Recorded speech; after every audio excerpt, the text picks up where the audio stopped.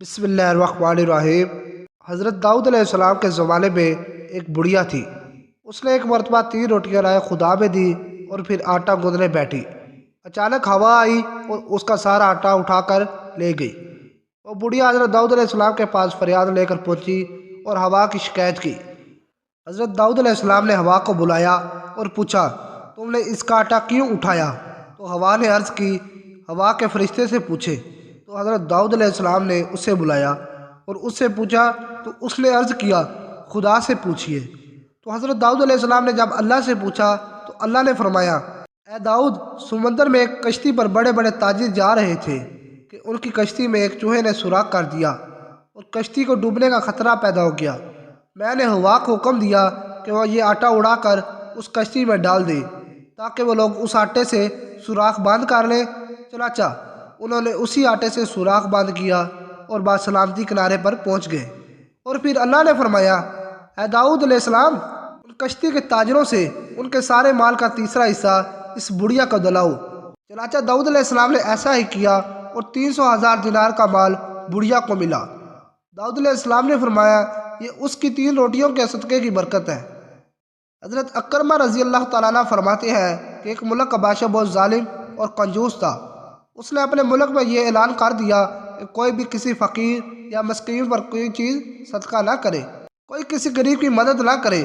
اگر کسی نے ایسا کیا تو میں اس کا ہاتھ کاٹ دوں گا۔ یہ خبر سن کر لوگوں میں سنسنی پھیل گئی۔ اب ہر کوئی صدقہ دینے سے ڈرنے لگا۔ ایک دن ایک فقیر مجبور ہو کر ایک عورت کے پاس آیا اور کہا، اللہ کی رضا کی خاطر مجھے کچھ کھانے کے لیے دو۔ تو عورت بولی، ہمارے ملک کے بادشاہ نے اعلان کیا ہے کہ جو کسی کو صدقہ دے گا اس کا ہاتھ کاٹ دیا جائے گا۔ فقیر نے کہا، تم مجھے اللہ عز و جل کی رضا کی خاطر کوئی کھانے کی چیز دے دو۔ عورت کو اس فقیر پر بہت ترس آیا اور اس نے بادشاہ کی ناراضگی اور سزا کی پرواہ کیے بغیر اللہ کی رضا کے لیے اس فقیر کو 2 روٹیاں دے دی۔ فقیر دعائیں دیتا ہوا وہاں سے چلا گیا۔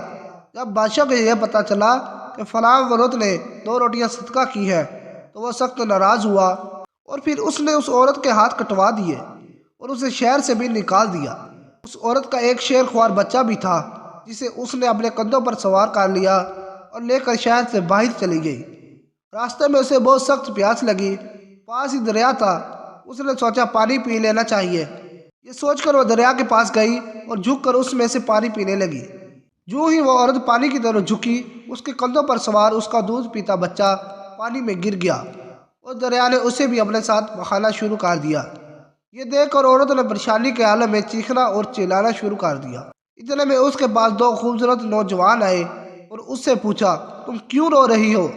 اس نے بتایا کہ میرا دودھ پیتا بچہ دریا میں گر گیا ہے اور میرے ہاتھ بھی نہیں ہے جن کی مدد سے میں اسے نکال سکوں۔ عورت کی یہ بات سن کر ان میں سے ایک نے دریا میں غوطہ لگایا اور تھوڑی دیر بعد ہاتھ میں ننھے منھے بچے کو اٹھائے واپس باہر نکل گئے۔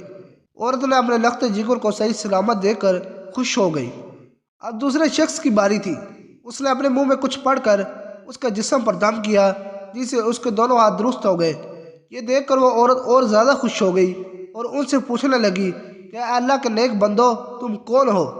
انہوں نے کہا، کیا تم نے ہمیں پہچانا نہیں؟ اس نے کہا، نہیں۔ انہوں نے کہا، ہم تمہاری وہ 2 روٹیاں ہیں جو تو نے اللہ کی راہ میں صدقہ کی تھی، جن کی وجہ سے تم مصیبت میں مبتلا ہوئی اور آج انہی کی وجہ سے تجھے مصیبت سے نجات بھی مل گئی۔ حضرت انس رضی اللہ تعالیٰ عنہ سے روایت ہے کہ رسول کرام صلی اللہ علیہ وسلم نے فرمایا، صدقہ کرنا اللہ کے غضب کو ٹھنڈا کرتا ہے اور بری موت سے بچاتا ہے۔ اللہ کے غضب کو ٹھنڈا کرنے کا مطلب یہ ہے کہ جو شخص اللہ کی راہ میں اپنا مال خرچ کرتا ہے اسے اللہ تعالیٰ دنیا میں عافیت اور سکون کے ساتھ رکھتا ہے اور اس پر بلائیں نازل نہیں کرتا۔ بری موت سے بچاتا ہے کا مطلب یہ ہے کہ صدقہ و خیرات کرنے والا مرنے کے وقت بری حالت سے محفوظ رہتا ہے، یعنی نہ تو اسے شیطان اپنے وسوسوں میں مبتلا کرتا ہے اور نہ ہی وہ شخص کسی ایسی سخت بیماری اور تکلیف میں مبتلا ہوتا ہے جس کی وجہ سے وہ ضبط کا دامن چھوڑ کر کفر و کفران کے دلدل میں پھنس جائے۔ حاصل یہ کہ اللہ کی خوشنودی اور رضا کی خاطر اپنا مال و زر خرچ کرنے والا خاتمہ بالخیر کی ابدی سعادت سے نوازا جاتا ہے۔ اللہ پاک ہم سب کا خاتمہ ایمان پر فرمائے، آمین۔ اگر ویڈیو اچھی لگی ہے تو میری ویڈیو کو لائک اور چینل کو سبسکرائب ضرور کیجیے گا۔ اللہ حافظ۔